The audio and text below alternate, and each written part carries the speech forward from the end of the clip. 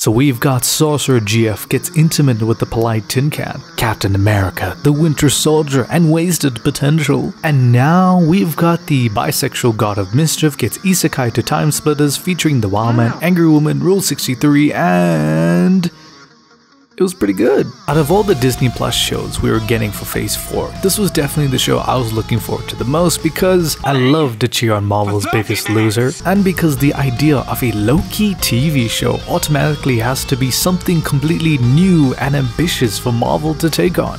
And yeah, Marvel definitely delivers on many of those fronts, and most of the time you can tell that all the budget went into this show way more than the other two. See, even Marvel knows what the people want. More Tom Hiddleston. So join me as we take a trip across time, space, and reality into glorious purpose.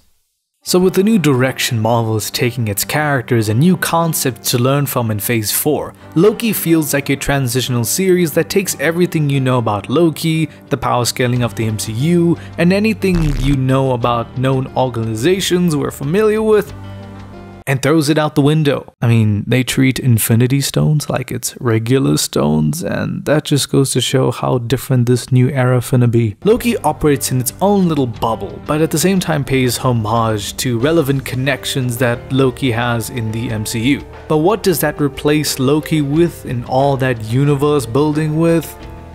These dickheads. Welcome to the Time Variance Authority, aka the TVA, that all keep the sacred timeline of, well, time, in check and eliminate any threats that disrupt it. These figures who disrupt the timeline by doing things they're not supposed to are known as variants.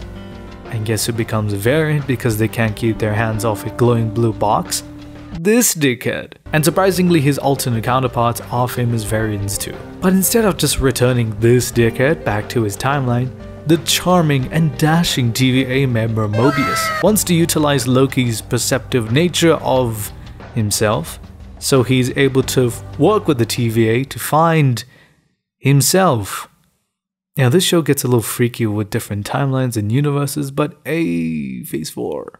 But amidst this introduction of timelines and variant stuff, there's also more of a focus on magic too. I felt like magic was always an element that felt very absent in the previous Marvel phases, and I love the way magic is slowly taking center stage now. I mean, it started a little bit with WandaVision, but now you get to see way more and more of that in Loki. And it allows for so many more creative scenes that can be so eye-catching, but also a mystery since magic is just something that's not naturally over-explained, so that allure is still there. I mean, there's a lot of magic in this series, and I'm not gonna spoil too much by showing you all the stuff that happens because you'd rather see it for yourself there than me. But all I gotta say is, magic is power, my dude.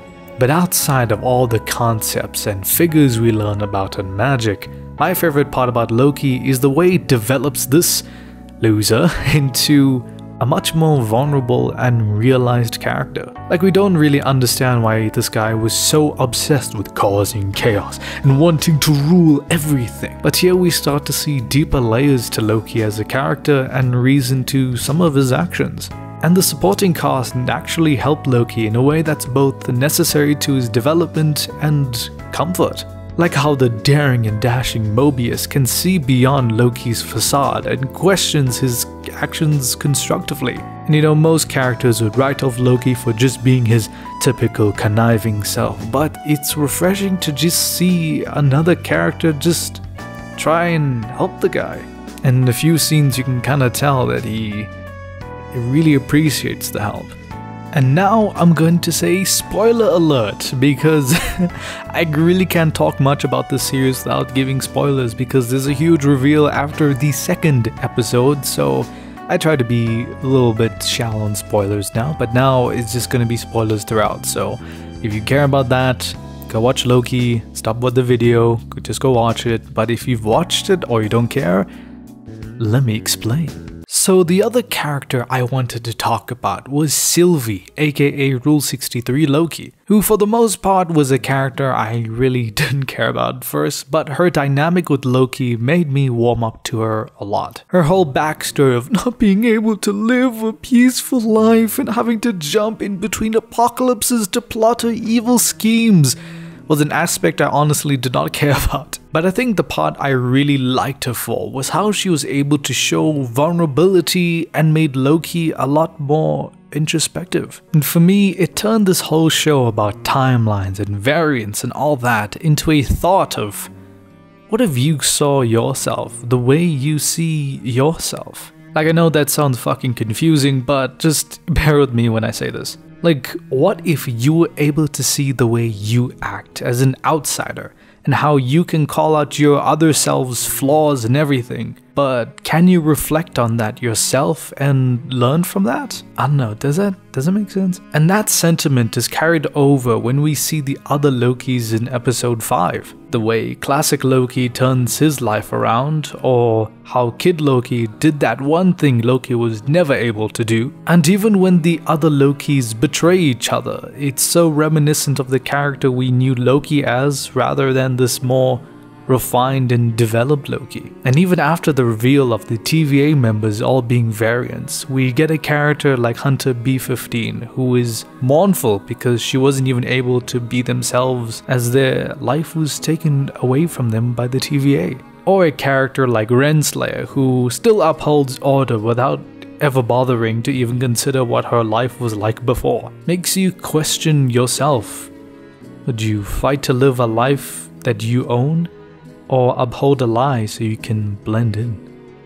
So philosophical here on the Kaibaka channel. And now I'm gonna chill here because I finished the script early and I need to react to the finale to see if everything I said actually paid off. So it's Tuesday right now, so Kyle of tomorrow, let's see if Loki held up till the very end. Dude. What is it? Dude, Kang the Conqueror is the guy. The guy? What do you mean the guy? What are you even talking about? The TVA? The Timekeepers? Even Miss Minutes? It was all him.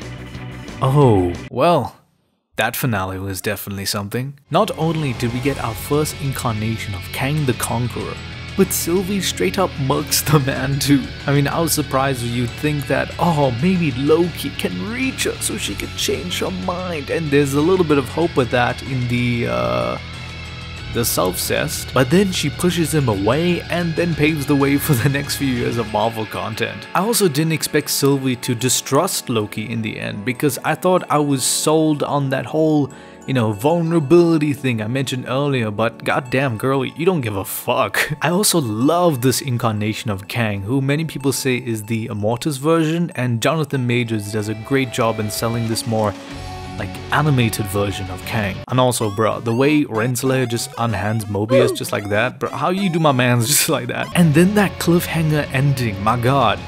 I literally felt like screaming because how can you have such a money shot ending with the statue of Kang the Conqueror and then think, yeah, we'll end it here. Like, this is giving me some PTSD from the end of Far From Home. Marvel, y'all got sadists working with you. But you know, I'm very satisfied knowing this show didn't drop the ball at the very end, so it just leaves me waiting for that season 2 to just come already. But yeah, good job Loki, you didn't drop the ball, but you dropped some level of weirdness. Like, why did they kiss? And yeah, Loki was pretty awesome, and I'll probably rewatch it before any big Marvel movies come out. And I know the whole thing about the multiversal war is gonna connect this series to Doctor Strange 2 and hopefully Spider-Man No Way Home, so I'm excited to see that Marvel still has some tricks up their sleeve. Anyway, thank you for watching. I wasn't 100% into this video because there's a lot happening in my country, and that's just keeping everyone on edge, so I'm glad Loki was able to give me some safe space amongst all that bullshit.